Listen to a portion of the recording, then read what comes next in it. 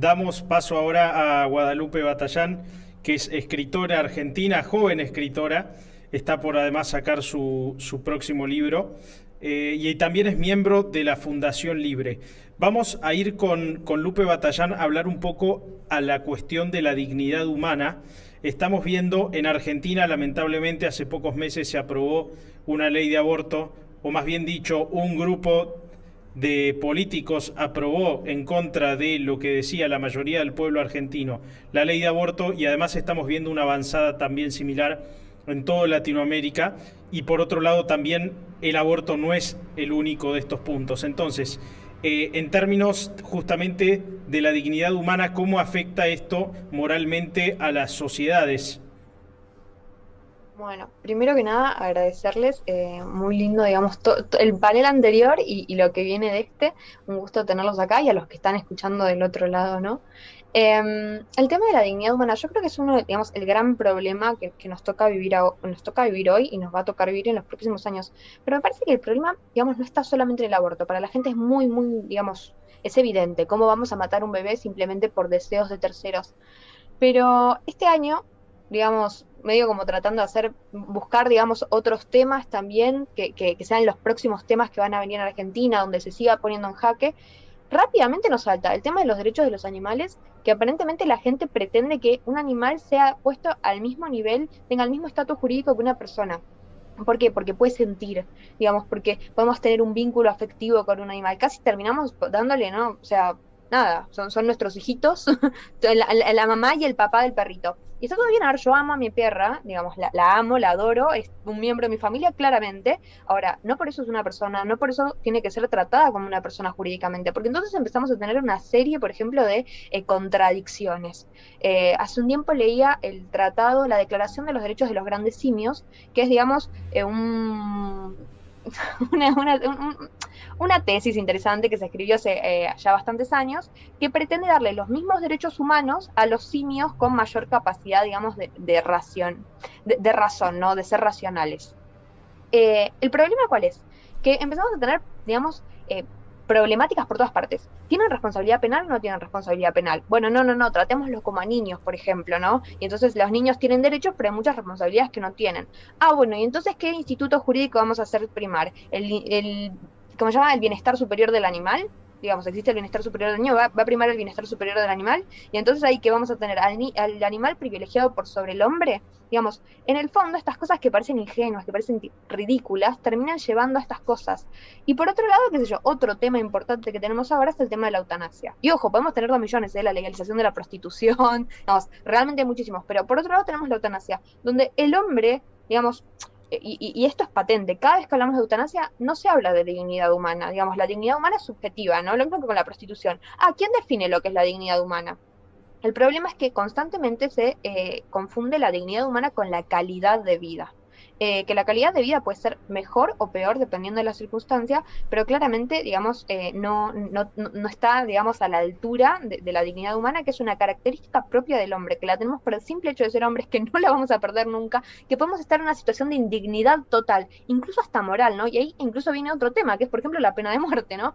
Pero tenemos una indignidad moral tremenda, pero no por eso perdemos nuestra dignidad humana, que es lo que hace que seamos, digamos, lo que da vida a la sociedad, lo que da y muchas veces incluso se van ocurriendo cosas, ¿no? Pero muchas veces ven la dignidad humana como algo, no sé, esta cosa subjetiva, relativa de la religión y de nada más. Pero incluso se olvidan de que la dignidad humana es la que fundamenta jurídicamente los derechos humanos de los que tanto se agarran para ir a reclamar 2 millones de cosas, ¿no? Porque todo el tiempo la palabra derechos humanos pareciera ser que está de moda hoy en día, pero pocos saben qué son efectivamente los derechos humanos, qué es derecho humano, qué no es, y en el fondo también qué la fundamenta.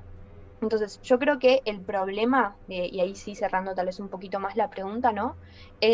¿Cómo repercute esta pérdida de la dignidad humana en la cuestión moral? Y muy fuerte, ¿no? Porque, por un lado, casi que la moral hoy es mala palabra. De hecho, me acuerdo de lo que fue el debate en diputados, si mal no recuerdo, del 2020 del aborto.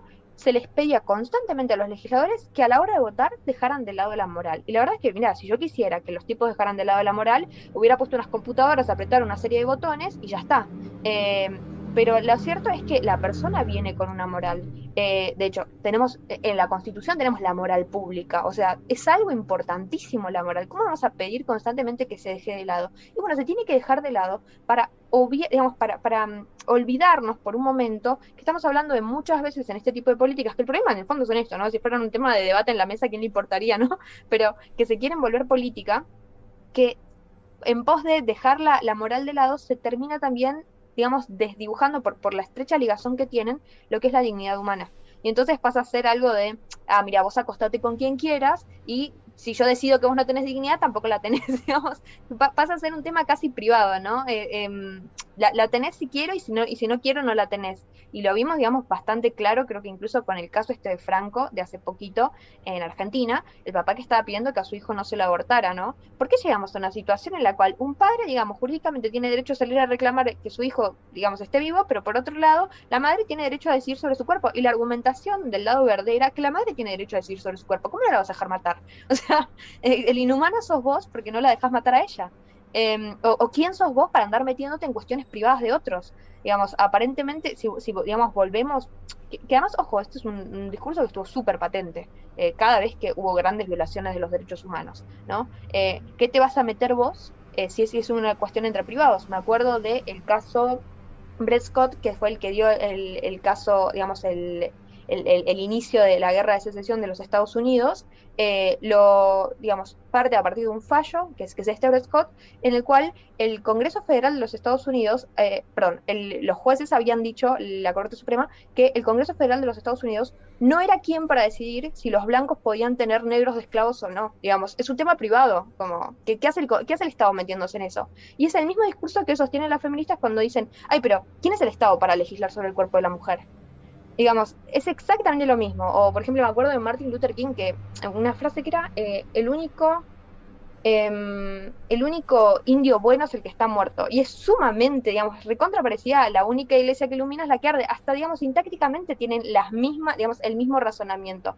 Pero bueno, me fui por las ramas. Para Lupe Batallán, en los últimos años hemos visto que la batalla académica, la batalla propiamente dicha de las ideas, parece que la derecha empieza como a tomar un poco de ventaja o por lo menos a poder defenderse mucho mejor en ese campo. No tanto así lo vemos en los resultados dentro de la política, donde parece, por lo menos en Hispanoamérica y sobre todo en Argentina, parece que cada vez estamos más lejos de poder llegar a esos espacios. En este sentido, ¿cómo podemos o cómo se puede hacer ese paso de lo académico a lo político? Te hemos visto como referente, como activista muy fuerte durante las marchas, incluso luego de la derrota, cerrando con un discurso muy aguerrido en diciembre pasado. Entonces me parece que está interesante hacer una reflexión también por ese lado, saliendo un poco tal vez del rol directo que tiene la fundación o que tienen los académicos que son mayoría en este panel. Bueno, yo creo que lo primero que digamos que hay que tener en cuenta para poder dar una buena respuesta a esa pregunta es que la lucha por las ideas no se hace de la noche a la mañana, ¿no? No es que uno, no sé, ya empezamos a discutir todo acá y automáticamente toda la sociedad conoce, digamos, en qué viene este debate, porque lo cierto es que estos debates siempre empiezan en grupos más reducidos de personas, digamos, donde sí empezamos a darle vueltas a una idea, yo te aporto un poquitito, Oscar otro poquito, Erika otro poquito, Pamela otro poquito, vamos armando, digamos, algo más grande, pero no deja de ser un debate entre un grupo reducido de personas, nosotros y los que están viendo esto, y ahí se terminó. Lleva tiempo poder pasar eso a la sociedad. Y digamos, yo creo que igual estamos en camino de pasar eso a la sociedad. Y creo que, digamos, lo veo de una manera, digamos, muy optimista, que lo estamos logrando pasar bastante bien a la sociedad. Y después, digamos, ese reclamo social finalmente se traduce en una exigencia política, que es claramente lo que nos falta llegar. Vos decías, creo que en la política vamos cada vez peor, pero creo que lo que estamos viendo actualmente en la política es resultado de lo que se hizo o no se hizo hace ya varios años. Digamos, para ver los resultados de lo que estamos haciendo hoy, y falta tiempo, no sé cuánto, pero lo cierto es que primero tiene que tomar, digamos, la sociedad, a mi humilde parecer, ¿no?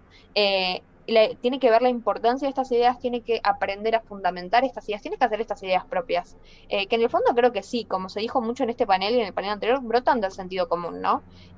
Pero actualmente el sentido común es el menos común de los sentidos. Entonces, lo cierto es que hay que empezar a volver a trabajar en esto, darle, digamos, las palabras precisas, porque, claro, todos tenemos claro, no todos, pero la mayoría, que no se mata. Bueno, pero actualmente no hace, digamos, con el no se mata no es suficiente, porque a la hora de debatirlo públicamente, debatirlo en el colegio, en la mesa familiar, en el trabajo, en los medios de comunicación, con decir, ah, mira, pero no puedes abortar porque no se mata una persona, no es suficiente. Entonces, estamos en el proceso de hacerle llegar a la sociedad todos esos otros argumentos con, digamos, una gran contra, que es que cada vez la gente es más ignorante y que la opinión cobra mayor, digamos, importancia, la opinión sin fundamento, que es más cómodo, está mejor visto y es más fácil dejarse llevar por las emociones y no por la razón. Los datos hoy espantan y la mayoría de la gente no los entiende.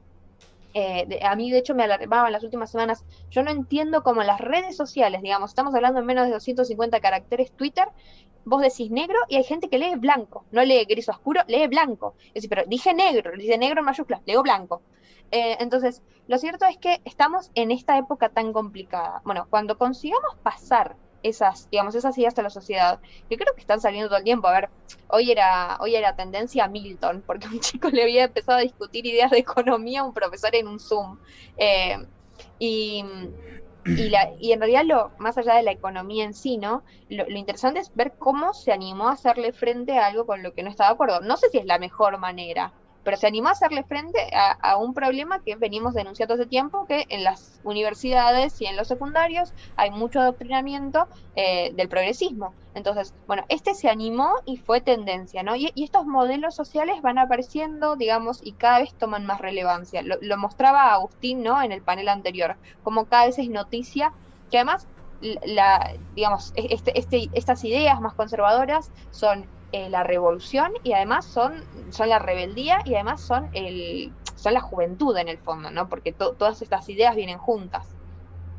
Y cuando consigamos pasarlas a la sociedad, finalmente los políticos van a empezar a prestarle la atención que se merecen. Yo vi con el tema del aborto, digamos, por el hecho de estar muy vinculada a sectores juveniles, a las organizaciones, por otro lado, por tener una pata, digamos, importante en lo que era comunicar estas ideas, ¿no? Porque todas esas ideas ya existían. Lo único que hice yo fue darles otra forma y hacerlas tal vez más entendible para este público que tiene menos herramientas que un público, digamos, que antes, anterior, ¿no? Digamos, con un nivel más elevado. Y yo pensé, bueno, quiero que mi idea llegue a, no sé, un público de 15 a 25 años, y me di cuenta de que digamos, si la comunicación era buena, llegaba a más gente, a más grandes, digamos, gente con títulos universitarios, que conocía más de derecho en un libro que habla poquito, o que conocía más de medicina en un libro que habla poquito, o, por ejemplo, también chicos más chicos. Y cuando los políticos empiezan a olfatear que tus ideas, digamos, tienen gran representación, que la gente te escucha, te entiende, te sigue, se siente representada por lo que estás diciendo, claramente ahí empiezan a tomarte, digamos, muchísimo más en serio, y a la hora de argumentar, de formarse ellos, vienen a buscarte. Y esto, digamos, es algo súper positivo. Con el aborto lo vimos un montón, y creo que con el resto de las cosas también van a seguir pasando, porque también, qué sé yo, los que están en la política hoy, digamos, un diputado no sabe de todo. Un senador no sabe de todo. Bueno, necesita ayuda para poder, digamos, necesita asesores sobre temas específicos. Y nuestro papel, digamos, como los que crean ideas, los que comunican estas ideas, es hacérselas llegar a la gente y eventualmente cuando aparezcan, que van apareciendo a poquito, hacérselas llegar a los políticos. Y entonces de esa forma, digamos, va a haber cada vez políticos que estén más cerca de lo que la gente reclama realmente. Porque, digamos, también un político puede estar muy interesado en llegar a ser diputado porque tiene la convicción de que la vida se respeta, o que, digamos, una serie de cosas que vayan con nuestra ideología, pero a la hora de plasmarlas, a la hora de idear las políticas, no tienen ni idea porque no pasaba más allá de una convicción sin formación.